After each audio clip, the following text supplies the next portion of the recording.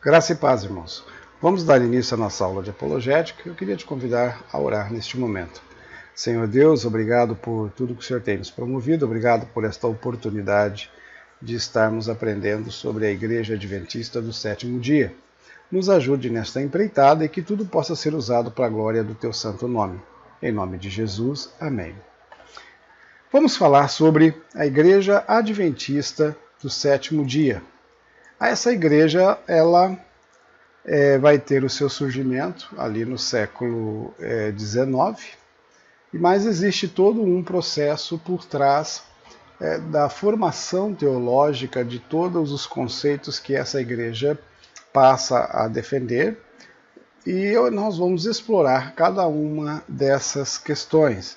Então, a Igreja Adventista do Sétimo Dia, ela é conhecida como IASD, Igreja Adventista do Sétimo Dia.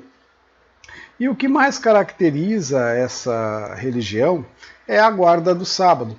E erroneamente muitas pessoas acabam por atribuir a eles o surgimento de uma religião tida como evangélica que guarda o sábado, que eles teriam sido talvez aí os precursores dessa questão do sábado. E isso não é uma verdade. De acordo com a formação de várias igrejas tidas como tradicionais, nós temos na Inglaterra, por volta do século XVII, em 1673, a fundação da Mill Yard Church, uma igreja batista do sétimo dia e que está em atuação até os dias de hoje. Essas informações, inclusive, que estou trazendo, elas você pode encontrar no site deles na internet. Eles sempre mantiveram uma teologia como os batistas tradicionais, mas com exceção específica à guarda do dia do Senhor. Para eles, o sábado seria o dia preferencial para observação do descanso bíblico. Sua teologia é uma teologia pactual, onde eles acreditam que Deus sempre será fiel a um povo, ao seu povo, e também sempre cumprirá todas as promessas feitas a esse seu povo. E o sábado seria a prova de fidelidade. Por quê? Porque no Velho Testamento é o sábado que é ordenado na criação, é o sábado que é vinculado, estipulado, ordenado nos 10 mandamentos, e dessa forma, então, a guarda do sábado se tornaria algo obrigatório a todo o povo de Deus. Mediante isso, houve divisões entre as igrejas batistas e a Igreja Batista do Sétimo Dia. Mas isso é importante salientarmos que essa divergência entre o dia da guarda, desde o início das igrejas tradicionais, ela foi presente.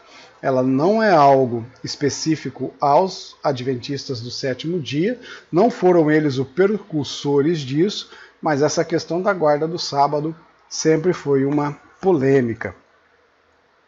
Aqui está um trecho, ou melhor dizendo, o trecho a respeito do sábado sagrado, da declaração doutrinária da Igreja Batista do Sétimo Dia, lá de Londres. Eles dizem: nós cremos que o sábado sagrado da Bíblia é o sétimo dia da semana, é tempo sagrado, um dom de Deus para todas as pessoas, instituído na criação, afirmado nos 10 mandamentos e reafirmado no ensino e exemplo de Jesus e dos apóstolos. Cremos que o dom do repouso do sábado sagrado é uma experiência da presença eterna de Deus com o seu povo. Acreditamos que, em obediência a Deus e em resposta amorosa à sua graça em Cristo, o sábado sagrado deveria ser observado fielmente como um dia de descanso, adoração e celebração. E aí, com isso, ele segue colocando várias referências bíblicas na defesa desta afirmação. O próximo personagem que nós vamos estar falando é Manuel Lacunza. Esse Manuel Lacunza foi responsável pelas ideias do novo advento. Ele tinha uma preocupação muito grande quanto à questão da volta de Cristo.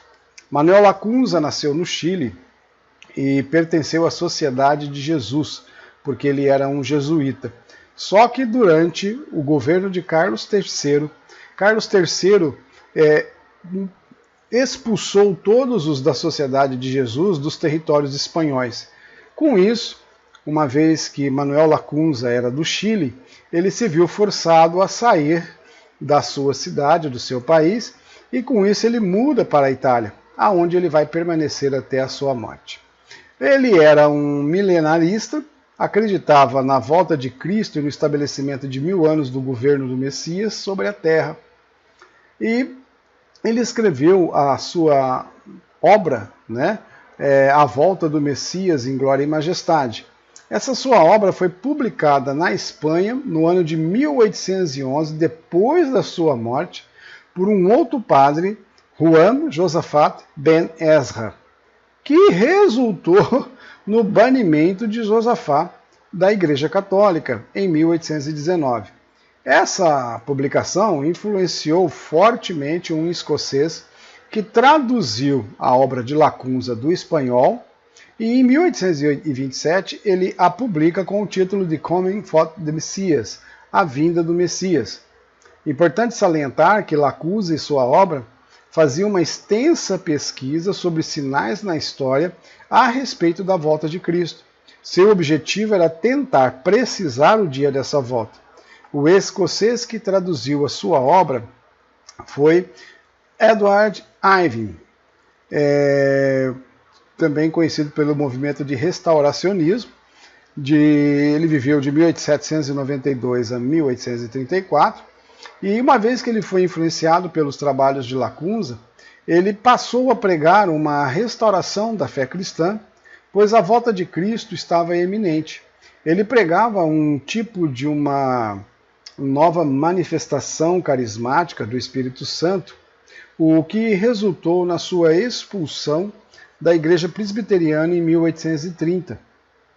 Ele, então, e seus seguidores fundaram a Holy Catholic Apostolic Church, a Santa Igreja Católica Apostólica, tendo como estrutura, na sua base, o estabelecimento de apóstolos, a palavra de profecia e o que eles chamavam de selo.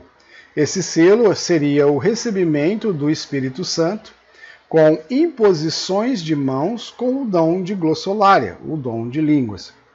Seus sermões foram publicados depois da sua morte e sua ênfase principal era cristologia, pneumatologia e escatologia. Sua obra influenciou diretamente os movimentos dispensacionalistas e também os movimentos milleristas. A influenciar o movimento millerista, ele vai influenciar William Miller, um ex-pastor batista. William Miller viveu de 1782 a 1849. As obras de Edward Irving influenciaram a teologia de Miller.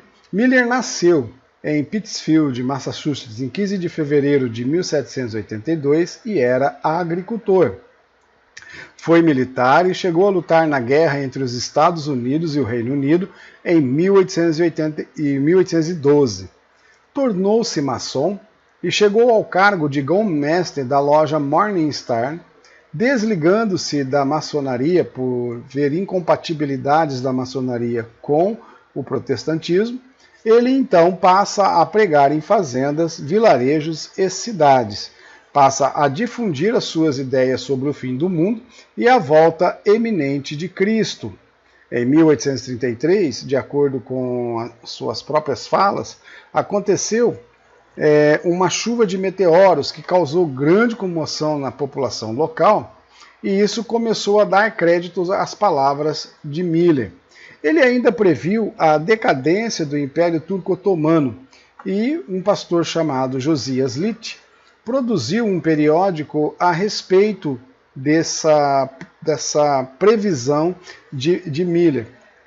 Quando em 1840 o Império Otomano passou por uma forte crise, alguém da imprensa lembrou desse periódico e, com isso, as atenções voltaram-se para Miller e começaram a dar veracidade às suas previsões. O movimento experimentou um grande crescimento com a adesão de diversas outras pessoas de outras denominações. a veracidade que Miller conseguiu através desses eventos levou então o movimento millerista a ter, apenas em uma década, experimentar um grande crescimento. Miller dedicou então a pesquisar e tentar prever uma volta para Jesus, lembrando também que isso não era exclusivo a Miller. Vários outros aí estavam tentando acertar essa volta de Cristo nesse período.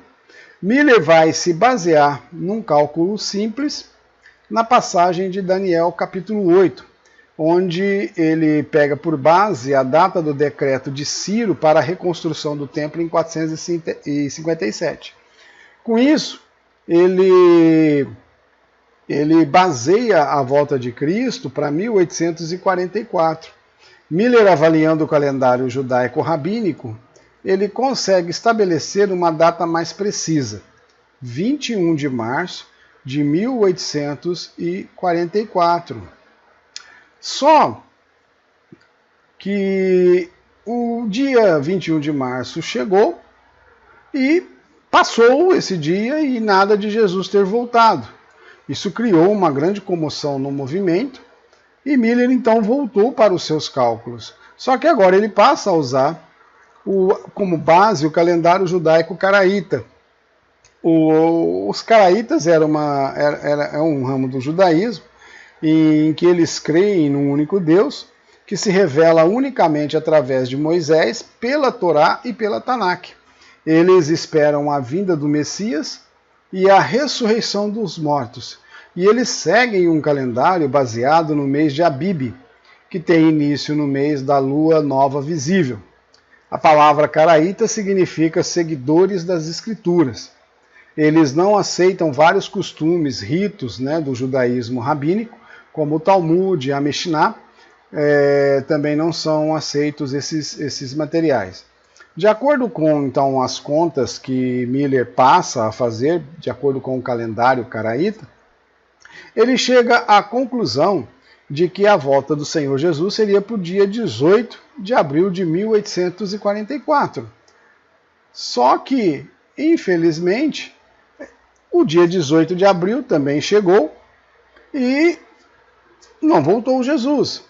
E com isso, então, Miller vai se retirar e o movimento vai sofrer aí uma grande opressão, vai sofrer uma grande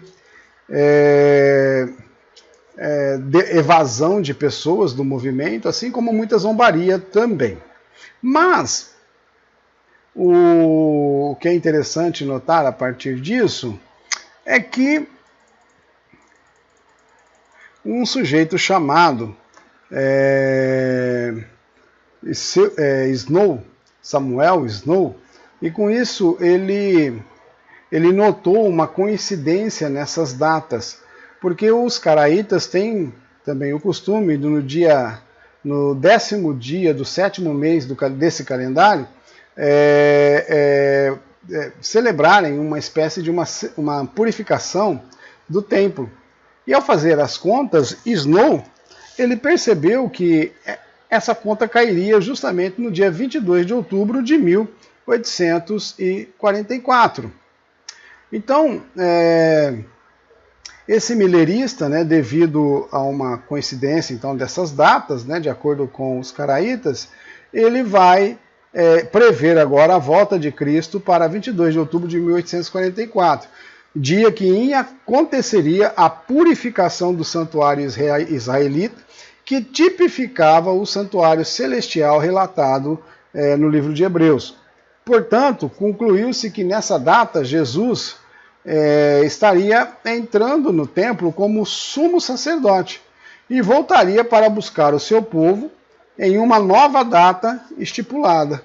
Mas, novamente, nessa data estipulada, no dia 22 de outubro, não aconteceu, Jesus não voltou.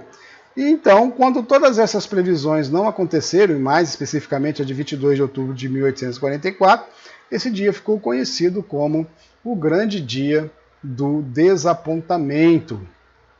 Foi um desapontamento geral dentro do movimento millerista, e com isso houve um esfriamento de tudo isso daí. Agora, dentro daquele esfriamento, dentro dessa decepção em que eles estavam passando, Hiram Edson, que viveu de 1806 a 1812, baseado naquela ideia de que Jesus, de acordo com Hebreus 8:2, saía do lugar santo para o lugar santo dos santos no santuário celestial, aonde Jesus estaria ministrando a purificação dos crentes a partir de 1844. Então ele estabelece, portanto, duas fases expiatórias para Jesus.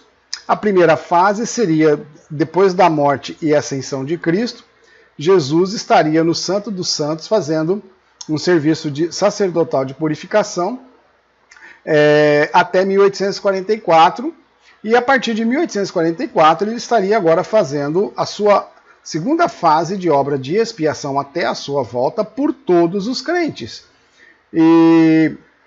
Então ele está no Santo dos Santos realizando sacrifícios pelo seu povo. A segunda fase, então, vai de 1844 até o segundo advento, que seria a sua volta física. Jesus está no Santo dos Santos, então, realizando o sacrifício através do seu sangue, o que seria a última fase do seu ministério expiatório, e promovendo a purificação do templo. Expiação para os que morreram fiéis e estão dormindo em Cristo, e expiação para os vivos que permanecem fiéis a Cristo, a fim de que sejam transladados para o seu reino e que participem da primeira ressurreição, quando da volta física de Jesus. No julgamento final, Jesus jogará sobre Satanás todos os pecados dos crentes e enviará ao inferno. Isso simbolizando a exemplo do jumentinho que era aspergido com sangue e enviado para o deserto. Assim o diabo receberia todos os pecados dos crentes e seria mandado para o inferno, onde seria consumado. Essa doutrina também é chamada de juízo investigativo. Ele cria a doutrina do santuário. Essa interpretação, de certa forma, convenceu e agradou a muitos mileristas que acabaram se unindo em torno dessa proposta. A prova mais tarde veio com Ellen White sobre a fidelidade a Cristo sendo a guarda do próprio sábado. E também os escritos de Ellen White reforçaram todo esse trabalho de Hiram Edson, criando assim, então, um fator comprobatório para aquelas propostas de Hiram Edson. Agora, quando nós observamos a questão do sábado, segundo os relatos dos próprios adventistas, Rachel Preston, essa mulher, essa jovem, ela era inicialmente da igreja metodista, mas depois da morte do seu marido, ela ingressou na igreja batista do sétimo dia da cidade de Verona, e isso em 1837. Em 1843, depois da morte do seu marido, ela se muda para Washington, em New Hampshire, e passou a frequentar a igreja Irmãos Cristãos, que era do movimento milerista. Ela provocou uma forte influência sobre o pastor William Farnsworth, líder da igreja dos Irmãos Cristãos. Após o grande dia do desapontamento, ela começa a pregar as suas convicções a respeito do sábado, e aí então provocando um grande impacto sobre a igreja dos irmãos cristãos e também sobre o pastor William. E esse pastor William, ele vai influenciar uma outra pessoa chamada Thomas Prebble a levar que Prebble pudesse estar produzindo periódicos impressos sobre essa questão do ensino da guarda do sábado. A princípio ele era da igreja do livre-arbítrio, igreja batista do livre-arbítrio, mas depois ele acabou, Thomas Prebble, acabou aderindo ao movimento milerista, e com essa adesão ele acabou sendo expulso da igreja batista. Após o grande dia do desapontamento, ele aderiu a esse grupo sabatista, e em 28 de fevereiro de 1845 ele produz a edição do Hope of Israel, Esperança de Israel. Esse folheto levou há muitos milleristas, inclusive fora dos Estados Unidos, a se tornarem também sabatistas, e um desses milleristas foi Joseph Bates. Nós estamos vendo, então, a célula embrionária do surgimento das igrejas adventistas do sétimo dia. Esse foi o movimento inicial, o grupo inicial. O Joseph Bates, ele nasceu em 1790 e ele vai viver até 1872. Ele era marinheiro e foi capitão de navio, e esteve preso também na Guerra dos Estados Unidos contra o Reino Unido em 1812. Após a sua libertação, ele voltou à sua profissão e, através de uma Bíblia que a sua esposa lhe presenteara, ele acabou se convertendo. Ele se tornou abolicionista, se envolveu em alguns movimentos moralistas da época, ajudou a fundar um movimento chamado Temperança Precoce. Esse movimento ele lutava contra o alcoolismo, que era um problema muito grave nesse período nos Estados Unidos. Ele passou a combater também o uso de café e o uso de tabaco, e acabou por se tornar vegetariano. Ele se envolveu no movimento millerista e, depois do grande dia do desapontamento, ele procurou novos significados para a sua fé. Ao ler o formato que Thomas Prebble havia publicado, ele acabou, segundo os adventistas, se tornando um profeta do sábado, pois ele passou também a escrever diversos folhetos a respeito do tema. Ele tinha uma argumentação muito bem estruturada, com o ensino do templo celestial e a questão da guarda do sábado, o que seria conhecido depois como o Grande Conflito. Ele participou ativamente das primeiras publicações de Ellen White e participou de diversas conferências sobre o sábado e a questão do santuário. Em 1850, ele passou a defender a formação de uma instituição mais formal para que o movimento pudesse se formalizar e experimentar assim um mais crescimento. E isso acabou acontecendo em 1863 com a oficialização da Igreja Adventista do Sétimo Dia. Ele influenciou os adventistas a se absterem de café, de tabaco, álcool, alimentos gordurosos. Ele também é conhecido como o reformador da saúde dentre os adventistas do sétimo dia. Temos aqui então a origem de como os adventistas, ou desse aspecto dos adventistas não comerem e beberem determinados alimentos. Joseph Bates foi o responsável, né, por esse ensino, que depois foi corroborado pelo ensino de Ellen White. Outro personagem importante é George Storrs, pastor metodista episcopal.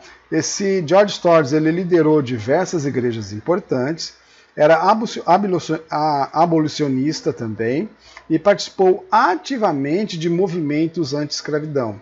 Ele publicou diversos textos e foi fortemente influenciado por um outro teólogo, Henry Green, e com a sua proposta da imortalidade condicional e a questão do inferno como tormento eterno. George defendia, então, a partir dos seus estudos, das suas análises, influenciado por Henry Green, ele passou, então, a defender que a imortalidade do homem dependia única e exclusivamente de Cristo. O homem não vive eternamente, ele teria que ter a salvação de Cristo. Com isso, não haveria estágio intermediário para a alma, pois essa alma, uma vez que o corpo morre, ela não teria consciência até a volta de Cristo, onde todos seriam ressuscitados, trazidos de novo à vida com corpo e alma, e aí então a alma do homem estaria, num certo sentido, como que num estado de sono, aguardando a volta de Cristo. A questão do inferno, para ele não havia condenação eterna. O inferno não é um lugar de tormento eterno, e seria sim de aniquilação. As almas não fiéis a Cristo seriam todas, assim a exemplo também de Satanás, seriam todas lançadas no lago de fogo e seriam todos então consumidos. Então, dentro da proposta do ensino dele, a alma não manteria consciência após a morte, permaneceria num estado de sono e não haveria condenação eterna. O que haveria era uma destruição, um aniquilanismo das almas infiéis à questão da obediência a Cristo. Então, todos que não fossem encontrados fiéis seriam destruídos, não há sofrimento eterno. Então, nós vimos até agora a questão da guarda do sábado, que não era algo novo ou específico dos adventistas. Desde a formação das igrejas batistas já tínhamos os sabatistas.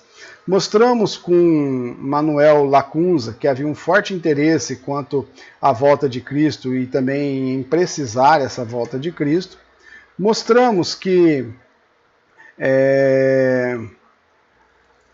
através de Eduard nós tivemos um avivamento espiritual pela a questão da profecia, né? E esse Edward Irving, ele acaba sendo o precursor do movimento pentecostal, né, de ideias pentecostais, de como as suas obras também influenciaram o Miller, e com essa questão da volta iminente de Cristo e um avivamento espiritual através da profecia. Vimos também como Miller, através de suas predições e ênfase numa datação da volta de Cristo, iniciou um forte movimento que aproximadamente em uma década aglutinou milhares de cristãos. Vimos como surgiu também a doutrina, né, adventista sobre o tempo celestial e as duas voltas para Cristo, uma invisível e outra visível, né, quando ele entra no Santo dos Santos, e a outra visível que se dará antes do juízo final, e acabou gerando aí, né, uma nova previsão para 22 de outubro e acabou se tornando aí o grande dia dos apontamentos, mas acabou sendo o dia em que Jesus realmente voltou invisivelmente dentro do templo celestial, e ali ele passou então a estar no Santo dos Santos, realizando, né, um juízo investigativo, analisando e avaliando através da vida dos cristãos, tanto os que já morreram como os que estão vivos, aqueles que se mantiveram em fiel obediência aos seus ensinamentos. Então, a doutrina do templo investigativo, nós vimos isso, e vimos essa questão do templo celestial.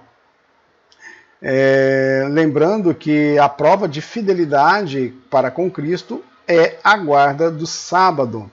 Vimos com Raquel e com Prebel como as publicações promoveram o fortalecimento dessa ideia da guarda do sábado. Vimos com Betts como surgiu a reforma de saúde nos adventistas e suas abstenções ou vida ascética de alimentos, a reforma de saúde. Vimos também com George Storms a questão da doutrina da imortalidade condicional, aonde o homem não tem vida eterna, ele está condicionado a Cristo para poder ter essa vida eterna. E uma vez que morre, então, ele ficaria num estado de sono, aguardando o julgamento final, e se fosse encontrado fiel, ele seria aniquilado, a alma seria destruída definitivamente, porque não existe o castigo eterno. Nós vamos parar aqui e vamos ver na próxima aula a respeito do dom de profecia, a questão de Ellen White e a questão da profecia. Agradeço a todos, que Deus os abençoe e um ótimo estudo.